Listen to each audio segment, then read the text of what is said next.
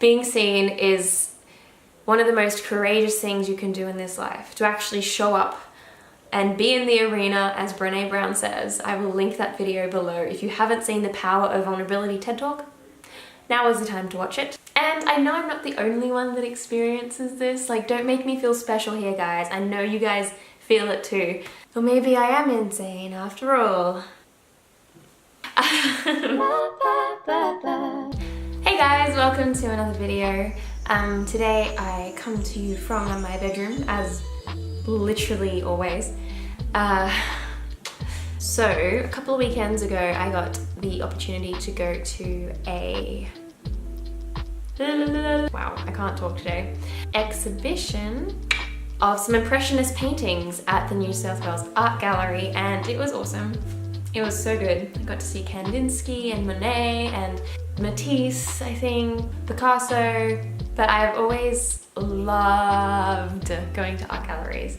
I don't know what it is about the vibe when you walk in the door and it's just this big open space with white walls and good lighting. I wish I had that. And you go in and you just see all of these colors and shapes on the wall.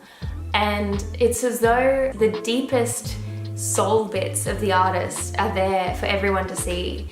And I find that to be so brave and so vulnerable.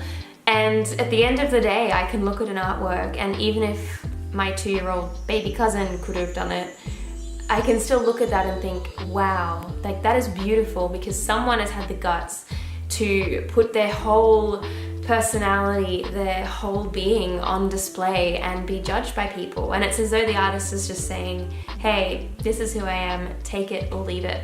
And the process of art making is something that takes a lot of guts, because there's this huge gap between what you intend to create and what actually ends up resulting from your efforts. And that space can be incredibly uncomfortable. And I know personally in the past I've scrunched up artworks, or I have not even tried to make art, and my paintbrush hovers above the blank canvas and the beads of sweat roll down my forehead, and I'm like, am I going to be able to do this? And a lot of the time I'm so afraid of failure, and I'm so afraid of people seeing the fact that I'm unable to do something, that I don't even try. And I give up and I walk away. Okay, so you might be a little confused thinking, okay Melon, but like I've seen you do artwork and you don't suck. So what are you talking about? Because you obviously seem comfortable sharing your art with the internet. Hello. And okay, I'm not exactly talking about art on a wall, surprise, surprise. I guess what I'm talking about is more this metaphor for life generally. The vulnerability I'm talking about isn't necessarily the painting kind. It's the wear your heart on your sleeve, open communication, take me as I am, what you see is what you get mentality that I want to be taking into every single relationship and every single opportunity that comes my way, where I have the guts to just show up, be myself, and rid myself of this crippling need to be perfect all the time, to not self-criticize or make excuses if I forgot to shave and my legs are spiky, or if I've rubbed my eyes and the mascara has gone all over my face, but to still love that about myself, and to still be fully present and not worried about my physical appearance, but be fully invested in a conversation with someone else. But what stops me from doing that is this constant script that plays over and over and over and over and over again, in my head, saying that I'm not good enough.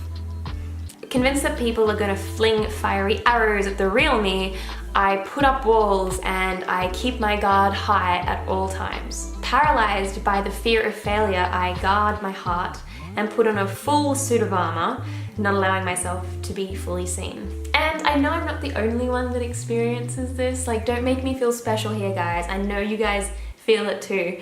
Or maybe I am insane after all. But I see y'all being too scared to go to the gym because you're afraid that people are going to judge you for being overweight, even though you want to achieve these goals for yourself, these physical goals. I see you settling into the corner of the party and scrolling through Facebook rather than going out of your way to talk to the girl that you really like. I see you pursuing that job that you're not really passionate about just for the financial security rather than stepping out of your comfort zone and selling yourself and going for your dream job. I see you coasting in relationships, so afraid of opening up to someone fully and being totally vulnerable that you just keep it surface level and never get below that surface. See, we are really good as humans at taking the easy way out and preventing ourselves from being seen. We will do anything to hide our canvas from the audience, to turn it around and keep the paintbrush close to our chest and not allow anyone else to see it. Because we don't want to share our true colors with the world. What if they don't like our true colors? What if everyone else's colors are totally different to mine? Well, how would you know? Because everyone seems to be hiding their true colors, so like it's a bit of a mystery. For all I know, your painting, the one that you're hiding from people, is probably the most gorgeous masterpiece that I've ever seen, and I would stand at it mouth agape just in awe. But I've never been able to see it, and I've never let you see my masterpiece either. So why do we do this? Why are we so afraid of being seen? And why do we struggle to make peace with others seeing our painting? Well, I have thought about this. You're welcome. Lucky for you, because I'm making a video on it, so you better hope I know what I'm talking about.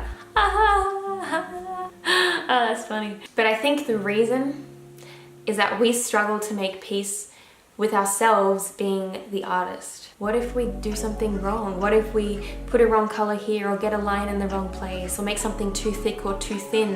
What if we get the proportions off? What if it ends up looking like a flower when it's supposed to be a tree? We're simply not very good at dealing with that disappointment or being prepared for that potential disappointment. The disappointment of losing a job or being dumped or getting sick or making a mistake or not living up to expectations or making YouTube videos on the internet that not a lot of people watch, but that are still important to you.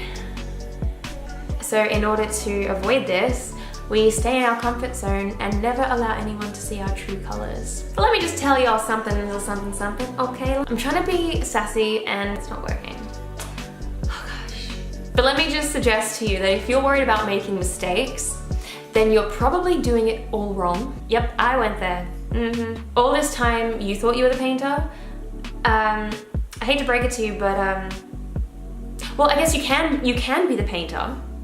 You can struggle and strive and do everything in your power to try and control the paint on that paintbrush and try to stay in the lines. You can slave away at the details and desperately try to reach this level of perfection that you have for yourself. Or you can give God the paintbrush and He will create the most beautiful masterpiece far beyond anything you could ever have imagined or expected your life to turn out like. You can allow God to paint the canvas of your life in vivid Technicolor. Aha! Simple fix. You're welcome. No worries. Just give God the paintbrush and everything will be perfect.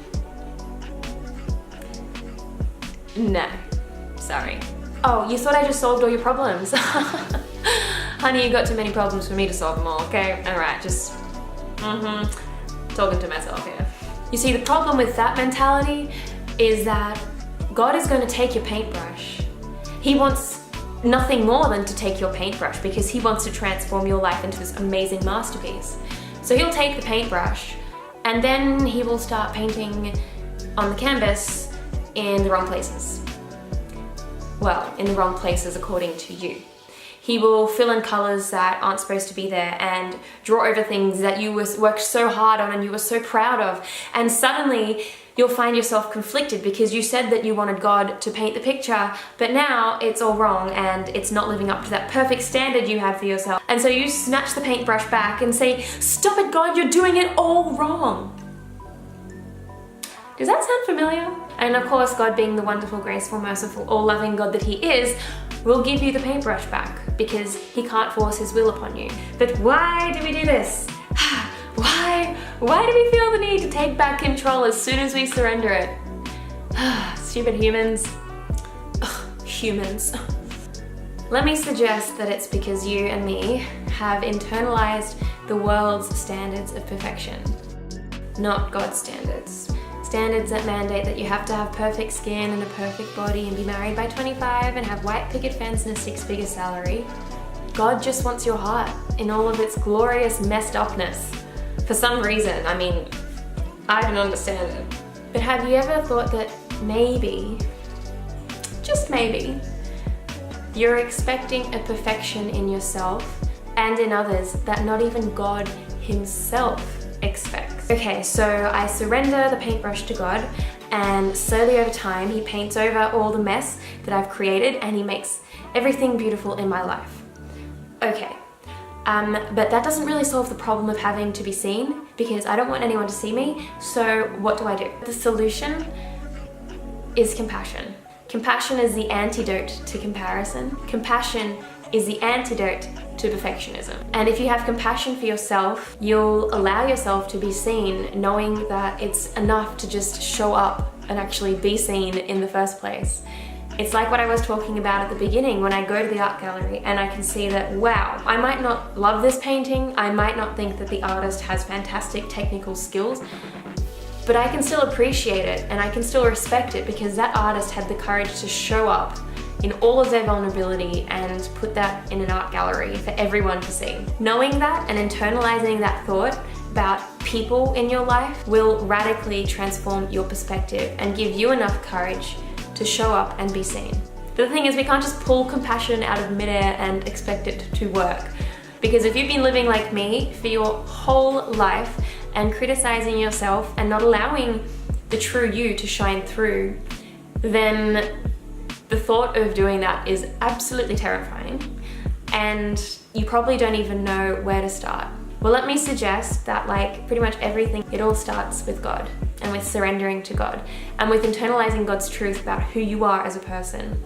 I just want to encourage you to clothe yourself with compassion, fill yourself with God's truth, and march out that door tomorrow or this afternoon or whenever you're going to be seen by people with your true colors showing. Not afraid to show them the painting that you're creating, or that God is creating rather, and fully surrendered to the bigger plan that God has for you.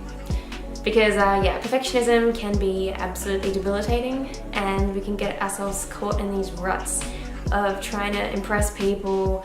It's like what, is it Will Smith? He says something like, we buy things we can't afford to impress people we don't like. Something or other. Yeah, so that's just my thought for today. I hope you enjoyed it, and stay tuned for next week's video. Bye.